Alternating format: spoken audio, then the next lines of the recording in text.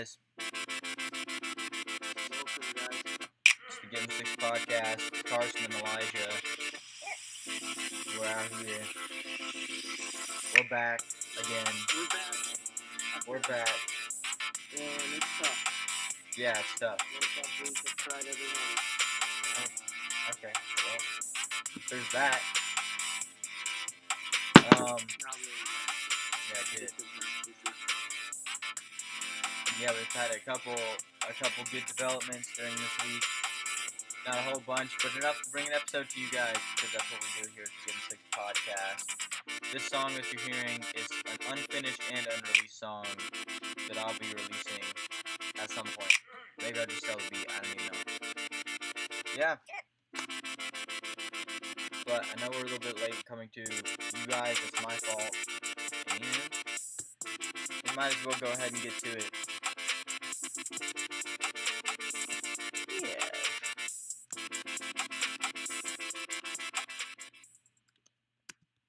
Alright.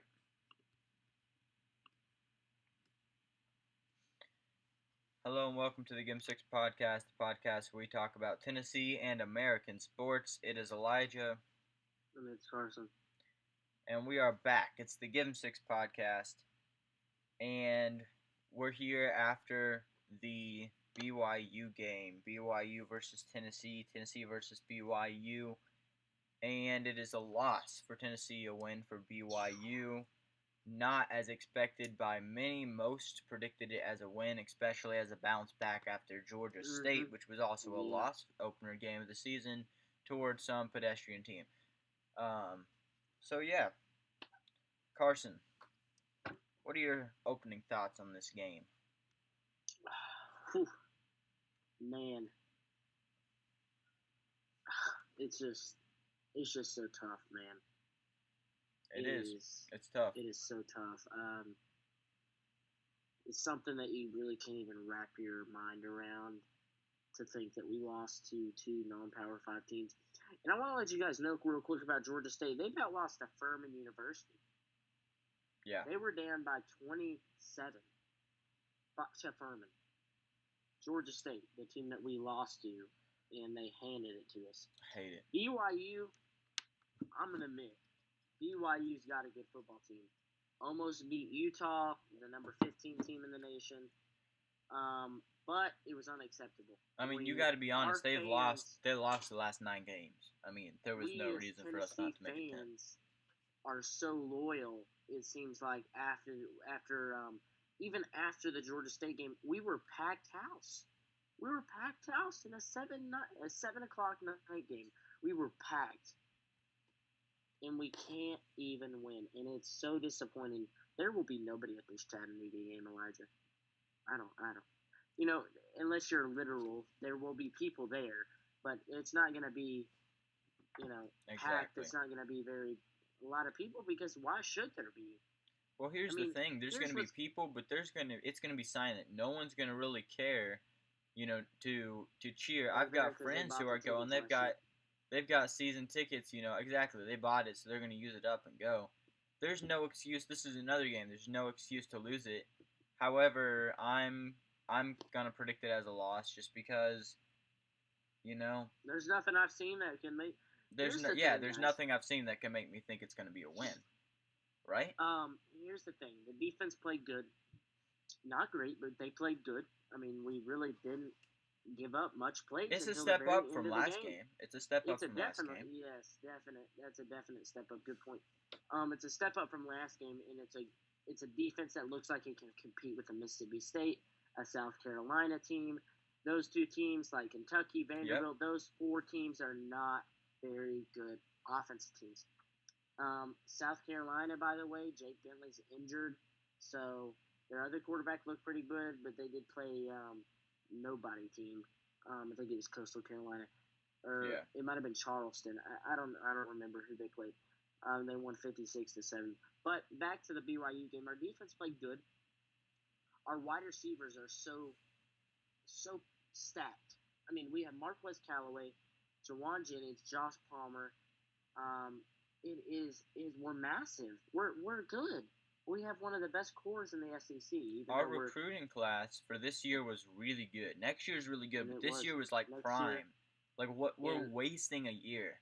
For and Tennessee Elijah, fans tell who him are that listening to quarterback this, that like, we yeah, tell him that quarterback we got, who's our yeah, number one Harrison. quarterback. You tell him, Oh, for next year, yeah, Harrison Bailey.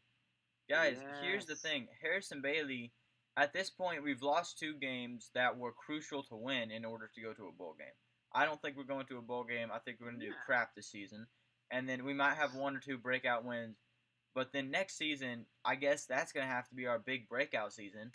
And next season Well, is going don't to have forget to be, Kasim Hill. yeah, Do Kasim not Hill. forget Kasim Hill. He should get the start. From Okay. he's gonna be able to have some.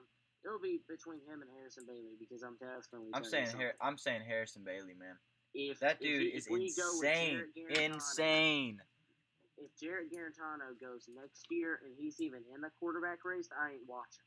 Jared Garantano has to I will do graduate. every single podcast and I will cover the stats but I will not watch the offense. I'm not. I I won't. really, and here's what I was Yeah. getting to after I said the wide receivers were good, our running backs are good, Ty Chandler's good. We look, me and Elijah have our guy we think is the best running back. He looks good. I hope you guys noticed him. Yep. He was able to rush pretty well. He's a very Yep. swifty running back. He's very swift. He's very quick on his feet, and he knows what to do with the ball. He gets the ball. He sees the field. He darts through holes. He's able to get by the defense so well. It's really cool. Eric Gray is, I think, and Elijah thinks the best running back in our running back core, and that's a good thing because he's young. But back to the main thing, and it all comes. You can just imagine writing all these players' names down. Imagine writing the positions in a circle. Right in that middle of the circle is Jarrett Garantano. It all points to him, everything, and it's down to him. It all comes down to him.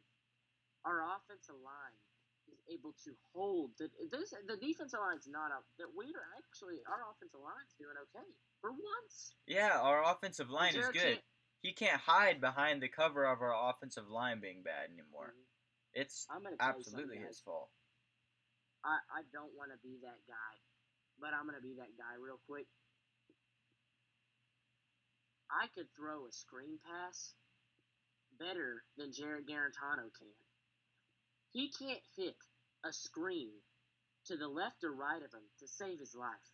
Yep. He cannot hit a slant to the left or right of him to save his life. He can't hit a pass anywhere on the field to save his life. He can't. And Jawan Jennings wants to be a leader, and I feel him. He's got a special place in my heart because he's such a hard worker. He doesn't necessarily need to be that guy that is a leader. He shouldn't have to be the one to step up. Right. But at the same time, who else is there to step up at this point? I mean, Jarrett Garantano. The Hail Mary. Guys, I don't know if you remember this, but 8 years ago, Tony Basilio, May 19th, 2011, right before they fired Fulmer, he put out this big thing. It's the Pyramid of Blame. It's on his YouTube channel. Everything points down to Fulmer. It's like Fulmer was the base of the pyramid, and it built up from his Pyramid of Blame. That's how I feel right now with Jared Garantano. He has made a massive pyramid of blame with everything pointing to him. And at this point, he's kind of ruined our season. The first game, ain't nobody playing in the first game. This game, everyone was playing. It was a major improvement from last game, except for Garantano, who, of course, hasn't improved diddly squat since last season. So exactly, he's gotten worse. Yeah, he's gotten worse. It's so funny. It really is. It's not funny in a hilarious way. It's funny in you know how you have some people that when they're mad they laugh, and when they're mad some of them cry. Some people have different emotions. I laugh in embarrassment of how awful he is. And I know people are going to sit here and they're going to go, it's not his fault. We should have been in the game all the way Sheep, through. sheep. You are all sheep. Who's the quarterback? And how are the wide receivers going to get the ball? How are the running backs going to catch those Okay, screen here's the passes? thing. Yes, I think we need to bench Jared Garantano and get someone else. I do understand the argument that there's no one better, but at this point, I don't care if they're I worse don't than care Jared Garantano. exactly. At least get someone in there with a fire to play. Like, I get mean, someone the out there next guy who's gonna up's a at least 3-star. I don't care. try, He who's gonna is. take Jim Chaney and T. Martin's advice and try to apply it the best they can, and just get out there and see the field. If they miss all of their passes, okay, just try harder than Garantano, because And guess at what this we're point seeing? his trying isn't working. Sorry, Garantano, it's not. It's or Guess Garantano. I'm what we're sorry, seeing Garantano. Stupid. from Jim Chaney, with Jim Chaney's offense, and I know it's him calling the plays. Jeremy Pruitt ain't calling no offensive plays. No. And honestly, I ain't seeing nothing from Jeremy Pruitt that I like. Nothing. Wow. I mean, I gotta be honest the with only you. thing I see is him grabbing the player's helmet and yelling in their face and not putting Jerry Garantano on the bench after he literally can't throw squat against Again, I Georgia do State. understand the argument where it's like, who else? And I haven't seen much why from not Pruitt. try it? But here's the thing: you have to understand, Pruitt has had good teams to work with all of his coaching career. So if next year maybe we get, Kasim Hill, and Harrison Bailey in as our QBs, we got some good teams. If we can get a good foundation and really do well next year, then that's when Jared Garantano's going to shine. So I'm not going to diss him. I got to wait, even if I haven't seen anything good from him this year. Sorry. That's also you might have meant Jeremy Pruitt right then. Jeremy Pruitt might, you're right. Sorry, yeah, Jeremy Pruitt, not when there's because Jared Garantano's not. I hope you guys know he is not playing. I'm with all of my heart. I wish Jared Garantano would go ahead and leave the program so we can he get can graduate anyone else in after this year. I literally don't even care who else comes in. Any freaking one, just someone who tries and plays hard. I don't care if they make touchdown passes every time. Just play hard, please. Jim Chaney's offense is just like Butch Jones' offense. Run, pass, run, pass, run, pass, run, pass, run, pass. And I'm not blaming it on him. Goodness, no. This is what happened with Josh Dobbs. A lot of people said maybe Josh could have done something else with a new offense. And I understand he could have done something else with the new Butch Jones. How about that? Mm-hmm. Get him out. He would have been a star. Star. It comes down to really, Jeremy Pruitt was not even he was a 5th, 6th option.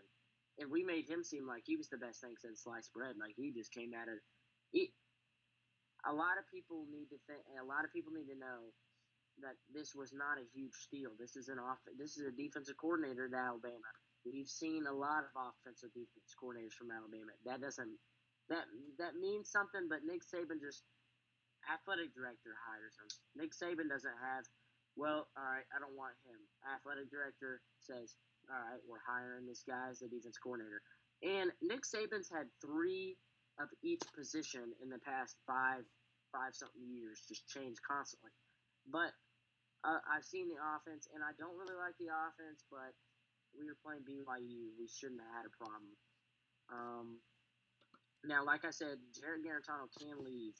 He can graduate if he wants to after this year, which I would guarantee that would be the best option since Harrison Bailey, a 4-star. They rank him at a 4.5 if there was such a thing. And Kasim Hill from Maryland. He doesn't stand a chance. A bad news, though, coming up here. Elijah, you've heard about it. Jared Garantano will get the start against Chattanooga. Oh, that was confirmed as soon as the BYU game was over. They were talking about that. Every single media member is tense. They don't want him to start. No fans anywhere want Jared Garantano to start. And they got to start him. They got to start him. Again, I don't care if there's no better. Don't freaking start Jared Garantano. Don't start him. Don't start Garantano Slow-Mo. Don't start Garantano Bay, okay? It's not good. We don't need to start him at all. We need to put somebody else in. Because with him knowing he's going to, no matter how bad he plays, he thinks he's just going to be able to oh, I'm gonna get the start because Jeremy Pruitt loves him so much because he went to all the camps. He went to Peyton Manning camp over the summer. Oh, Come on, great. He he should showed be better than improvement that. there. Oh, no, he didn't. He never did. I was the biggest. That was the only hype we ever had. We usually have hype every year for our team. We had nothing but Jared Garantano's improvement. There was no improvement. I don't Yeah. know what anybody. I don't know. This is what I say. A lot of people have agreed with me on this. I know Elijah, you will. But it seems like when he gets on the field, he just doesn't know what he's doing. Yeah, He he just goes goes. out there and He he's goes out there. freaking. Huh? Hey, I'm gonna go out and throw a football. Guys, look, I'm a D1 SEC quarterback. I can make it in the NFL if I play hard because everyone loves We're me. gonna No, you get can't. pounded by Georgia and Alabama and Florida. Oh, Pounded. okay. At the beginning of this year, I was like, man, we're gonna beat Florida. We're gonna beat Vandy. I don't think we're beating any of them now. No, sorry. The best I think we can go. The best I think we can go this year, based off these two games, is 2-10. For real, I'm two saying and 10, 3-10, possibly. and that's That's playing the best. Chattanooga and Tennessee I'm State. literally not kidding. Do I want that to be the case? We should have gone, like, we were predicted to win like 7, 8, 9 We're games, a oh bowl my game. gosh, we're Do you let's realize how oh. disappointing this is, Vol fans? Okay, You see how it's insane. disappointed it is for me and Elijah. We cover a podcast every week, and we love it. This is our, you can say it's a job, but it's not a job to us. It's a hobby. We love to do this stuff. We do this every week, and we haven't had a season where we can go and lay down and rest for once. And to lose both of these games and try to be positive after we tried to tell you guys we were going to try to be positive about Georgia State. Yeah, you can't be positive. I mean, No, you just can't be you completely can't. positive because it's like, sorry, There's but like nothing you can what? take out. Yeah. I guess we can. Maybe next year. Maybe next year, Elijah. That's the thing though. That's every year, and at some point it's That's got to every change. year. All right, guys. Next, though, I just want to talk about this. If you haven't heard this story, as a member of All Nation, it's important that you hear this story because this is a very good story to prove why the Tennessee fan base is such a great tight knit family. All right, guys. So, as you might have heard of, probably because it's been everywhere, even on like non-sports news, there was a elementary school in Florida that chose to have a college team spirit day, and everyone, it's in Florida, so everyone's with their Gators stuff. This one kid loves Tennessee so much, he doesn't have a Tennessee shirt. He doesn't have any Tennessee merch at all to wear. This kid draws up a design and puts it on a white piece of printer paper and sticks it on his shirt. Goes to school, gets made fun of by some girls, starts crying, and it becomes noticed, and it was posted on social media. It blew up. He's got an insane amount of merch, and yeah, so that's that. The kid's name is unknown and unrevealed for security purposes, but I just think that's an awesome story. His design is I do actually too. cool. His design, the University of Tennessee made it an official design and put it on their website on merch for people to buy. So many people went to buy it, the website crashed and it's still not fully up. And I know this is a sports podcast here, but it's almost sad to see elementary school girls making fun of an elementary school boy. If it's come to the point now where 6, 7-year-old girls have, and they're making fun of a kid, it just is very disappointing to see the fact that Well, girl or boy, it's any so like bad. literally anybody that's young, that's Yeah, you see that now. If you're, one of our young listeners, I don't know if you might be that age. Just know, guys, and really for all stages of life, it's not okay, especially at school, to just go in and right. you know go in and do that. You can really hurt someone, and you can also end up the villain on social media on thousands of posts. So And good luck with that. you don't know who's watching, and No, sometimes you don't. those You kids don't don't know who's have a watching. lot. And that kid is a Tennessee fan, and he bleeds orange. Obviously, to Go do Vols for that in that one. Florida, yeah, good for him. Um, I do want to mention something real quick. In that Chattanooga game, I did forget to mention. Somebody asked me a question the other day, and they said, "Do you think that if Jared, it's a great point. Do you think that if Jared Garantano, since we're playing Chattanooga, he'll have 5 touchdowns, maybe if he has 5 touchdowns, which would be a miracle." He says, "Do you think that they'll make him look good? And if we don't try any other quarterbacks, this would be the perfect game to do it." This Chattanooga game would be perfect to try another quarterback. Yeah. It is Chattanooga. Here's but the it's two Chattanooga. chances for you to do this. Here in this Chattanooga game, another easy game we should win. Or you can try it out in a game we know we're going to lose whether we're a good team or not, like Alabama. One of those two games is a perfect opportunity, Right. and it needs to be done. And it needs to be done soon, partially just to prove to Jared Garantano he's got to step something up. At this point, I don't even know if it's to get a start, so I don't even know if it's a Garantano problem. I think he's got the passion, but like you were saying before the podcast, Carson, I don't know if he's got the talent. I mean, I don't think he poor does. guy, he can't make it. He can't make it. He puts in hard work. He just doesn't have Harrison the Bailey natural can make talent it. of football. I just don't think he has can make natural talent. You're right. All right, another player development. Well, that wasn't a player development, but here's a player development. Bryce Thompson. Okay, obviously, if you've been following Vols sports for this year, you know that Bryce Thompson was suspended, by Pruitt's words, indefinitely because he had an altercation with a female that, or it wasn't even, yeah, it was just he met with a female and some words were exchanged and some, apparently I don't think he physically hurt her, but he had already had a restraining order against her as of April 2018. So that was a problem, and he was suspended, and there was even some legal action being taken. And guess what? Apparently, we're getting so desperate. Apparently, we're getting so desperate that we're just gonna get Bryce Thompson in here. I mean, like Pruitt said, we're just a sinking ship at this point. You know, Cars. I think honestly, it's weird to see a head coach say that. Yeah. You know, it kind of took me off there for a second because I'm looking at that. This is like a BYU game that we lose to Georgia State, and you know, Chattanooga, we could lose that game. I mean, we thought we could.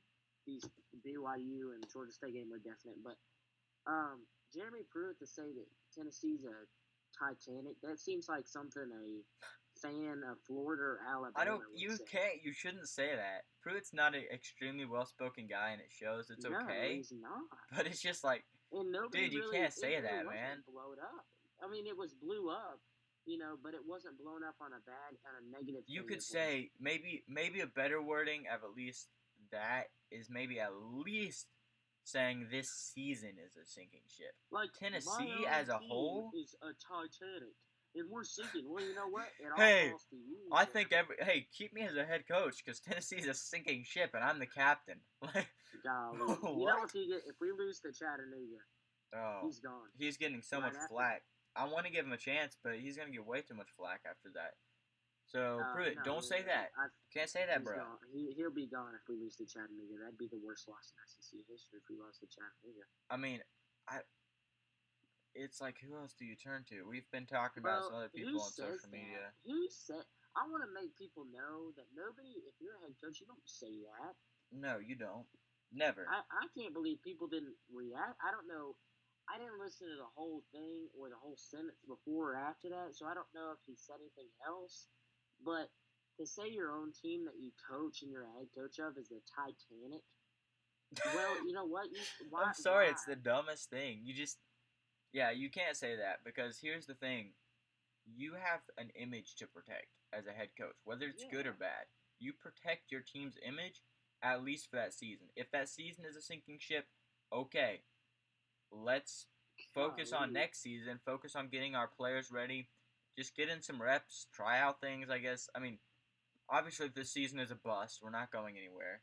So, for Tennessee fans, we are a bust, but you can't say that. You know? You can't say it's terrible. Exactly. A head coach doesn't go, pretty much he said, "Well, we're gonna lose the rest of this season. We're pretty much done." That's what he said. Just put it into Titanic. That's the stupidest comment I've ever heard him say. I, I saw it and I had to look at it again. Like, wait, did this man just say that? Yeah, it's pretty crazy, you know. Yeah, guys, it's time for our next segment, our listener favorite, my favorite, Carson's favorite. Positive stuff here. Positive stuff. Yes, it's a positive section. It's not about Tennessee because, frankly, Tennessee is usually not in this category. Carson, what is your Carson's game of the week? Okay, well, guys, I have two, just like I did last time. So the first two games, they're really a close kind of game. Florida will be playing Kentucky at Kentucky, 7 o'clock on ESPN. It could get out of hand, but really, that's a good SEC matchup to watch for on Saturday. And the next game is a game of the team we lost to. BYU and USC. Number 24 USC takes on BYU at BYU. That's interesting. 3:30 on ABC. Go watch it. It's close. So, guys, make sure and watch that one. UCLA, Oklahoma. The Chip Kelly era at UCLA is not going well at all. No, it's not. They're already 0-2, and they went 4-8, 5-7 last year. And Chip Kelly was the best thing ever. Everybody wanted him, and it has not been working out for them. Guys, make sure and watch those games. Most of the games are on ABC and ESPN. This Saturday is one of the worst Saturdays for games, even though it's got some good ones. There's a lot of maybe some diamonds in the rough here. Maybe some diamonds in the rough. We'll see. Right. I will probably probably not watch the whole entire Tennessee game. Honestly, I might. It's going to be a struggle to see us win against Chattanooga and our players celebrate like it's no other. Because that's what's going to happen. Yeah. Is Jared Garantano will start and throw some touchdowns, and everybody's going to be like, "Oh my gosh, Jared Garantano, he's back!" I think we go into Florida and lose by 35. Unless something changes with the QB situation, anything that allows more TDs and less turnovers. And I would think he'd be on the sideline instead of sitting up there eating donuts. I mean, honestly, he's a quarterback's coach. You need to be right there with your quarterback that can't throw a lick. He needs to be on the ground. I would never want to associate myself with Jared Garantano as a quarterback anything. And all right. I know we have some Jared Garantano fans, but it's a struggle, guys. It's too bad. You guys, if you're a Jared Garantano fan, like I say, you're a sheep. You're a sheep. You're a sheep. Shave your wool and get real. All right. So, guys, Carson, any final wrapping up thoughts here? Guys, if you want to, I will pull up the Tennessee. I'm not for sure on what channel they do play on. It is SEC Network, 12 o'clock. Chattanooga versus Tennessee. Oh my gosh, what a great game we're gonna have! It's gonna be down to the wire, guys. I don't know. We'll see. Besides that, we'll be that. I mentioned some other games. Make sure and go check out the ESPN app. Go check our website. They have a lot of games on there.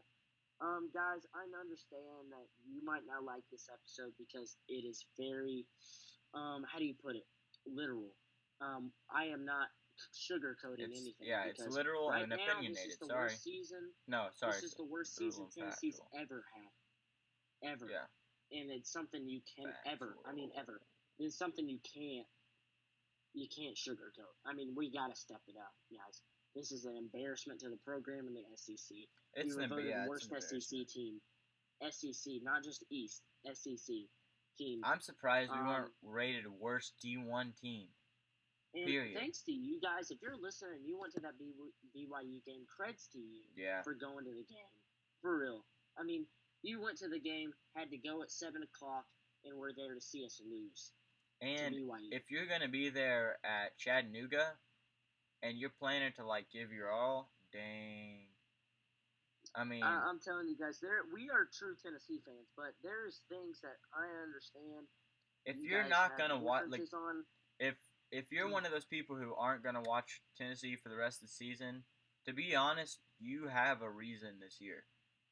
Oh Like, yeah, I yeah. mean, they've let you down so much. Sorry to say that, but life isn't all butterflies and sunshine. So hope you guys know. As being a And guys, Tennessee if fan you have any proves. questions or comments, just make sure and email us, send us messages all over the place. We have it everywhere. Give 'em six Um, podcast at gmail.com. yep. We got our Instagram, Twitter, everything. We love to answer questions if you guys haven't noticed. So make sure and ask us some questions. If you do not agree with something, you can just tell us, and we'll see what we'll take that into consideration. But at this time, it is too tough for Tennessee fans right now. Way too tough. Yep, it really is. Thank you guys for listening to this episode. Go cop some merch. And if you want like the real merch, like the good stuff, that's gonna be dropping 50th episode. This is episode 47. I don't even know. But guys, guess what's coming up? Carson, do you know what's coming up? You probably don't. Man, is it the 50th episode? Yeah, but a little closer. A little closer. Hmm. What's coming up, Elijah? Guys, episode 47. It is possible that it will be directly on September 17th, the birthday of the podcast. We will be turning 2. Wow, Yeah! 2 years That's old. pretty big. Last time this year we So were we'll have a in two-year Knox. old, 2-year-old podcast, and then a The 50th 50th episode. episode. How And crazy, guys! crazy. You will want But, to tune in. with September 17th, the week before, guys, it is September 11th. We're not just going to leave this, passing by. Something we do want to remember. It's a very solemn and sober day in our country. Mm-hmm. September 11th, 2001, 9/11, the Twin Towers. Um, Man, that was a big event in our country. Yeah. If you're listening and you had a part in that, oh my gosh, thank you, because that was huge. So we want to give a remembrance to all those who lost Right. their lives in you know in 9/11 and in those planes, not just at the Twin Towers but also the Pentagon and Flight 93, which crashed, potentially headed for the White House or Capitol building. Guys, that's a big event in our history. So we don't just pass by big events. So we definitely want Yeah. to memorialize that and give a remembrance to that today.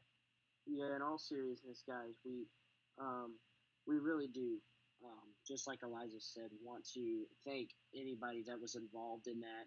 I know we weren't alive, but history lives on, and we understand the gruesome and the pain that a lot of people go through every day.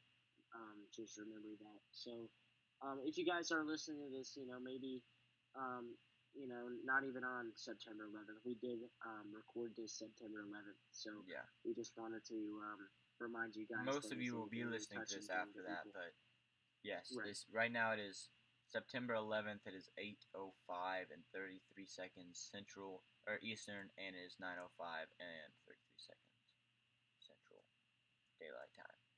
So we want to give remembrance to that, guys. There's a storm coming, even if it's a heck of a long way off. There's a storm coming, and it is full of And it's orange. full orange. And guys, you got to remember, the Give 'em Six podcast, as always, scoring touchdowns. We're out.